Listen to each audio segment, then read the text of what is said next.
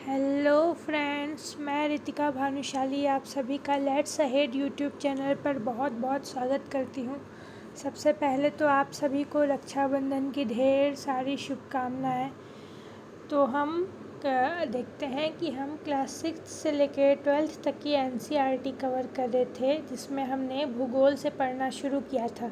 तो हम क्लास 6 में भूगोल के पाठ लेसन 1, 2 एंड 3 कवर कर लिए थे। अब लेसन 4 पाठ 4 मानचित्र पढ़ेंगे, ठीक है। तो मैं कोशिश करूँगी कि ये पूरा पाठ एक ही वीडियो में कवर हो। पिछले पाठ बहुत बड़े बड़े भी थे, इसलिए दो पार्ट में हम डिवाइड किए, पर अब मैं कोशिश करूँगी कि एक ही वीडियो में हम पूरा लेसन कवर कर लें। तो इस लेसन का नाम है मानचित्र। तो हमारा तो मेन पर्पस यही है NCERT पढ़ने का कि हमारा बेसिक क्लियर हो जाए, ताकि फिर आगे एडवांस बुक पढ़ने में दिक्कत न जाए, है ना। तो इसमें जो मेन है वो हम देखते चलेंगे। बाकी जो बच्चों का जैसे दिए रहता है, आओ कुछ करके सीखे और आपने पिछले अध्याय में ये पढ़ा, ये सब हम छोड़ देंगे, ठीक है। जो मेन है जैसे कि मानचित्र क्या होता है, व्हाट इज़ मानचित्र, ठीक है, ये सब पढ़ते चलेंगे, ठीक है।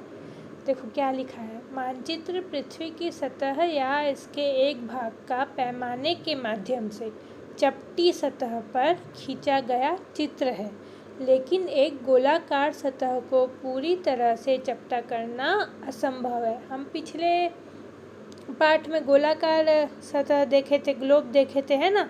ग्लोब को पूरी तरह से चपटा करना असंभव है, लेकिन तो भी कोशिश की गई है, ठीक है। मतलब मानचित्र का मतलब यही, जो हम लोग जो ग्लोब में देखे थे ना, उसको एक चपटी सतह पर, मतलब एक कागज पर पैमाने के माध्यम से दिखाया गया रहता है। पूरे संसार को, पूरे वर्ल्ड का नक्शा एक कागज पर बड़े से उसको पैमाने के माध्यम से दिखाया जाता है, इसे ही कहते हैं मानचित्र।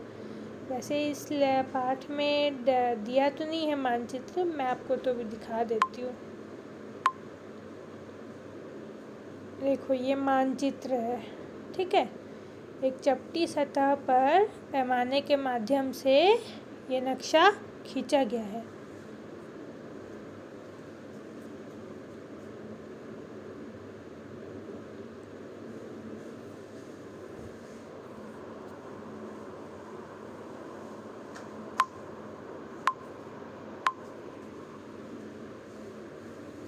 आगे देखते हैं। मानचित्र कितने प्रकार के होते हैं? 3 प्रकार के। भौतिक मानचित्र, राजनीतिक मानचित्र और थीमेटिक मानचित्र। भौतिक मानचित्र क्या होता है? पृथ्वी की प्राकृतिक आकृतियाँ, जैसे कि पर्वत, पठार, मैदान, नदियों, महासागरों इत्यादि को दर्शाने वाले मानचित्र को भौतिक या उच्चावच मानचित्र कहा जाता है। जैसे कि प्राकृतिक आकृतियाँ हैं, ये सब पठार है, पर्वत है, मैदान है, नदियाँ हैं, है ना। ये सब पृथ्वी की प्राकृतिक आकृतियाँ हैं ना, हमारे द्वारा तो नहीं है ना, मानव निर्मित तो नहीं है ये सब, ठीक है। प्राकृतिक रूप से है। तो ऐसा मानचित्र जिसमें ये सब प्राकृतिक आकृतियों के बारे में बताया गया हो, ठीक है, उसको बोलते हैं भौतिक या उच्चावच मानचित्र। जिसमें ये सब पृथ्वी की जो प्राकृतिक आकृतियाँ हैं उस मानचित्र में, जैसे कि यहाँ पहाड़ है, यहाँ पे नदियाँ हैं, यहाँ पे मैदान है, उस मानचित्र में इस राज्य में ये है, इस राज्य में पर्वत है, यहाँ पे जैसे कि ये छत्तीसगढ़ है मान लो, तो यहाँ पर ये मान लो ऐसा, ठीक है, कि यहाँ पे पर्वत है, यहाँ पर्वत दिखा रहा है मानचित्र में। यहाँ पर पठार है, ठीक है, यहाँ पे मैदान है, यहाँ पे भी मैदान है, तो इधर ऐसे घास दिखा रहा हो, ठीक है। तो जिसमें ये सब जो प्राकृतिक आकृतियों के बारे में वर्णन रहता है जिस मानचित्र में, उसे कहते हैं भौतिक मानचित्र, ठीक है। अब देखते हैं राजनीतिक मानचित्र। राजनीतिक मानचित्र, राज्यों, नगरों, शहरों तथा गांवों और विश्व के विभिन्न देशों व राज्यों तथा उनकी सीमाओं को दर्शाने वाले मानचित्र को राजनीतिक मानचित्र कहा जाता है। जैसे कि राज्यों, छत्तीसगढ़ है राज्य, ठीक है, गुजरात राज्य है, तो उनकी जो सीमाएं हैं, नगर, उन शहरों, गांवों, उनकी जो सीमाएं होती है विश्व के अन्य देशों से भी हमारे भारत की सीमाएं लगती हैं, तो जो सीमाओं को दिखाने वाला मानचित्र होता है उसको बोलते हैं राजनीतिक मानचित्र। मतलब ये अलग अलग टाइप से मानचित्र आते हैं, मार्केट में भी मिलते हैं, आप कभी जाएंगे तो देखिएगा कि भौतिक मानचित्र अलग आता है जिसमें पृथ्वी की आकृतियों का वर्णन रहता है। राजनीतिक मानचित्र अलग आता है जिसमें राज्यों, नगरों, शहरों की सीमाओं को दर्शाने वाले का वर्णन रहता है अच्छे से, ठीक है, उसे बोलते हैं राजनीतिक मानचित्र। समझ गए। आगे है थीमेटिक मानचित्र। कुछ मानचित्र विशेष जानकारियाँ प्रदान करते हैं।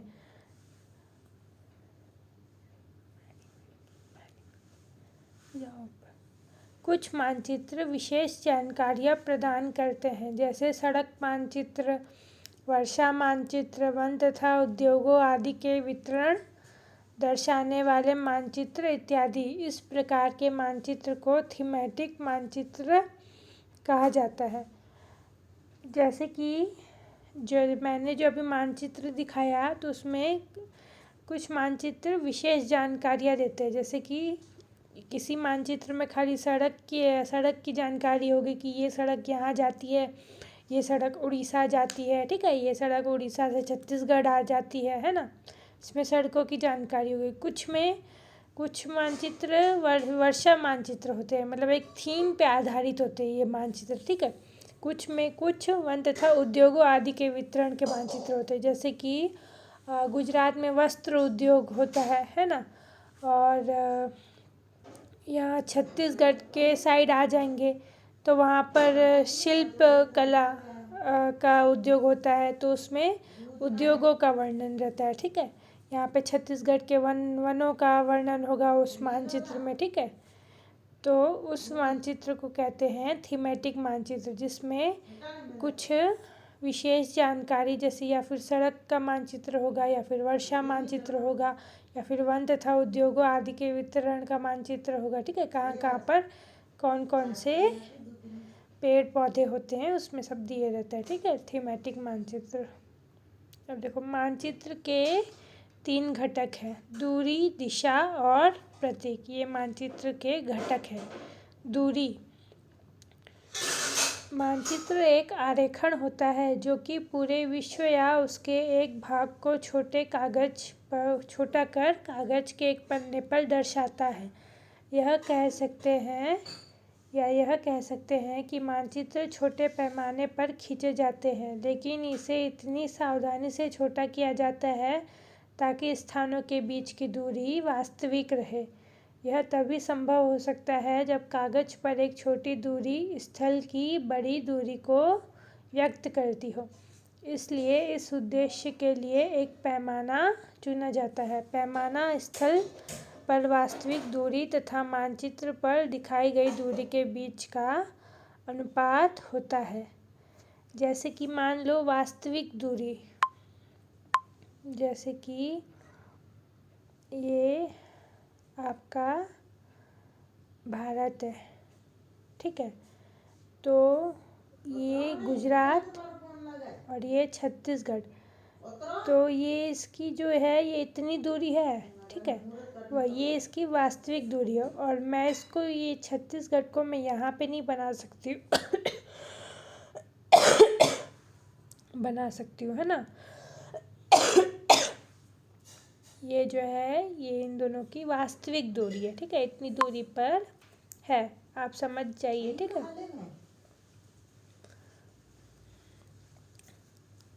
इसे पैमाने के माध्यम से दर्शाया जाता है। उदाहरण के लिए आपके विद्यालय एवं आपके घर के बीच की दूरी 10 किलोमीटर है, जिसे मानचित्र पर 2 सेंटीमीटर की दूरी से व्यक्त किया गया है। मतलब ये जैसे मानचित्र है तो ये आपका विद्यालय और ये आपका घर, इसकी दूरी है 10 किलोमीटर। इसकी दूरी कितनी है? 10 किलोमीटर। पर मानचित्र में इसे 2 सेंटीमीटर से व्यक्त किया गया है। अब हम मानचित्र में 10 किलोमीटर तो दिखा नहीं सकते हैं ना, तो इसे 2 सेंटीमीटर से व्यक्त किया गया है। इसकी वास्तविक दूरी को देखते हुए इसे इसमें पर तो ये एक सेंटीमीटर बराबर कितना होगा? 5 किलोमीटर होगा। 10 किलोमीटर बराबर 2 सेंटीमीटर बोल रहा है, तो 1 सेंटीमीटर बराबर मानचित्र में कितना होगा? 5 किलोमीटर। ठीक है। अब हम 5 किलोमीटर तो आप सभी को पता है इतना बड़ा होता है, ऐसे हम मानचित्र में तो नहीं दिखा सकते हैं, है ना। आशा कर रही हूँ मैं कि आपको समझ में आ रहा होगा।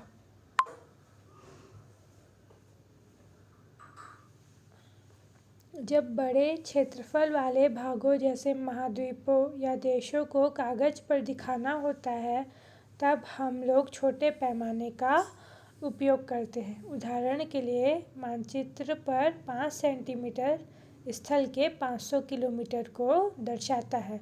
इसको छोटे पैमाने वाला मानचित्र कहते हैं। जब एक छोटे क्षेत्रफल वाले भाग जैसे आपके गांव या शहर को कागज़ पर दिखाना होता है, तब हम बड़े पैमाने का उपयोग करते हैं। जैसे स्थल पर 500 मीटर की दूरी को मानचित्र पर 5 सेंटीमीटर से दर्शाया जाता है। इस प्रकार के मानचित्र को बड़े पैमाने वाला मानचित्र कहते हैं। बड़े पैमाने वाले मानचित्र छोटे पैमाने वाले मानचित्र की अपेक्षा अधिक जानकारी प्रदान करते हैं।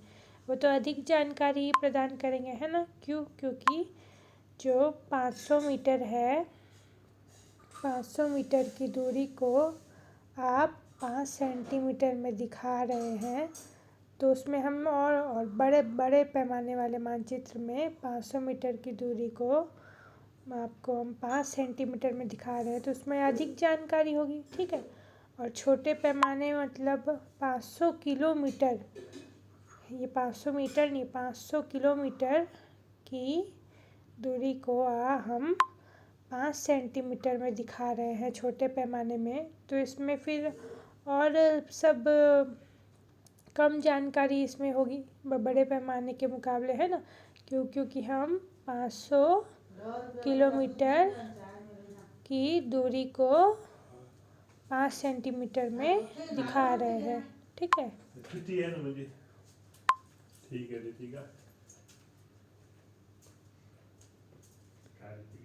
एक मानचित्र बना हुआ है, आगे देखते हैं। दिशा। अधिकतर मानचित्रों में ऊपर दाहिनी तरफ तीर का निशान बना होता है, जिसके ऊपर अक्षर U लिखा जाता है, मतलब उत्तर। ठीक है। यह तीर का निशान उत्तर दिशा को दर्शाता है। इसे उत्तर रेखा कहा जाता है। जब आप उत्तर के बारे में जानते हैं, तब आप दूसरी दिशाओं जैसे पूर्व, पश्चिम तथा दक्षिण के बारे में पता लगा सकते हैं। ठीक है। जैसे देखो यहाँ पे दिया है, दर्शाया है उत्तर दिशा को। हम अगर उत्तर दिशा के बारे में जानते हैं तो हम दूसरी दिशाओं को भी पता लगा सकते हैं। मानचित्र में ऊपर की ओर उत्तर दर्शाया रहता है हर मानचित्र में। अब आप ध्यान देंगे तो कभी देखेंगे मानचित्र तो फिर। ठीक है। ये पूर्व हो गया, ये पश्चिम हो गया, ये दक्षिण हो गया, ये उत्तर। ठीक है।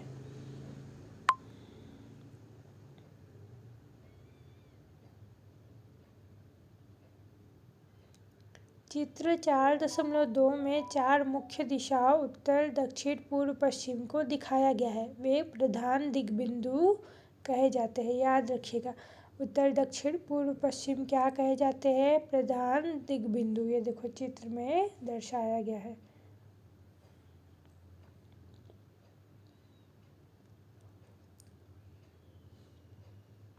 बीच की 4 दिशाएं उत्तर पूर्व, दक्षिण पूर्व, दक्षिण पश्चिम तथा उत्तर पश्चिम। इन बीच वाली दिशाओं की मदद से किसी भी स्थान की सही स्थिति का पता लगाया जा सकता है। जैसे कि ये उत्तर और ये पूर्व, तो इन दोनों के बीच की जो ये दिशा है, ये है उत्तर पूर्व। ये पूर्व, ये दक्षिण, तो इन दोनों के बीच की दिशा दक्षिण पूर्व। ठीक है, ये दक्षिण और ये पश्चिम, तो इन दोनों के बीच की दिशा दक्षिण पश्चिम। ये पश्चिम और ये उत्तर, इन दोनों के बीच की दिशा उत्तर पश्चिम। ठीक है,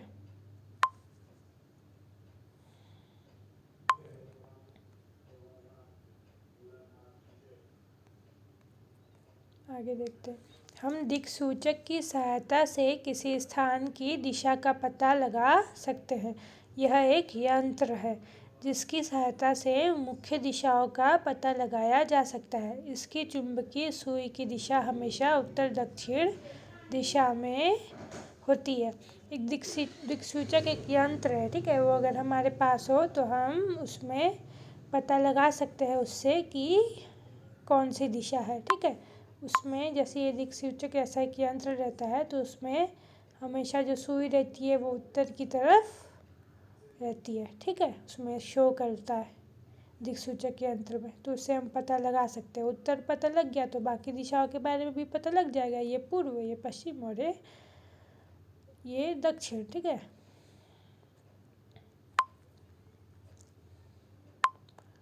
प्रतीक, आगे प्रतीक देखते हैं। यह किसी भी मानचित्र का तीसरा प्रमुख घटक है। किसी भी मानचित्र पर वास्तविक आकार एवं प्रकार में विभिन्न आकृतियों जैसे भवन, सड़कों, पुलों, वृक्षों, पटरियों को दिखाना संभव तो नहीं है, है ना, तो इनको कुछ प्रतीकों के माध्यम से दिखाया जाता है। देखो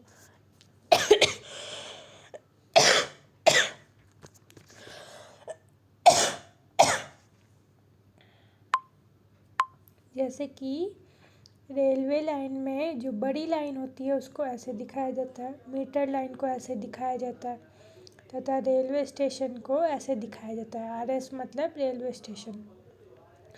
सड़क, और ये पूरे विश्व के लिए है, ये जो प्रतीक है पूरे विश्व के लिए, हमारे खाली इंडिया के लिए नहीं है। ठीक है, देखो सड़कों में, पक्की सड़कों को एकदम सीधी लाइन से, कच्ची सड़कों में को ऐसे दिखाया जाता है। ठीक है, सीमा, अंतर्राष्ट्रीय सीमा को ऐसे दिखाया जाता है, और राज्य की सीमा को ऐसे और जिला को ऐसे दिखाया जाता है। ठीक है, फिर नदी, ये कुआं, तालाब, ये नहर और ये पुल, याद रखते जाइएगा, अभी मैं पूछूंगी।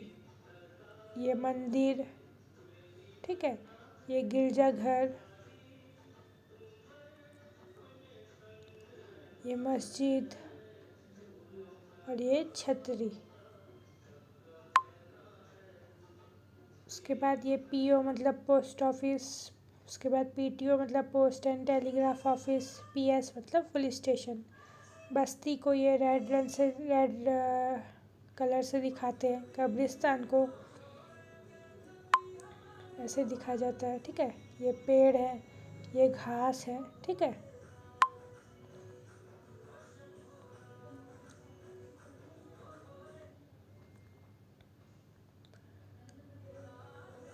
इन सभी प्रतीकों को क्या बोलते हैं? रूढ़ प्रतीक बोलते हैं। ठीक है, ये सब अंतर्राष्ट्रीय सहमति के द्वारा बनाए गए हैं। देखो यहाँ पे दिया हुआ है,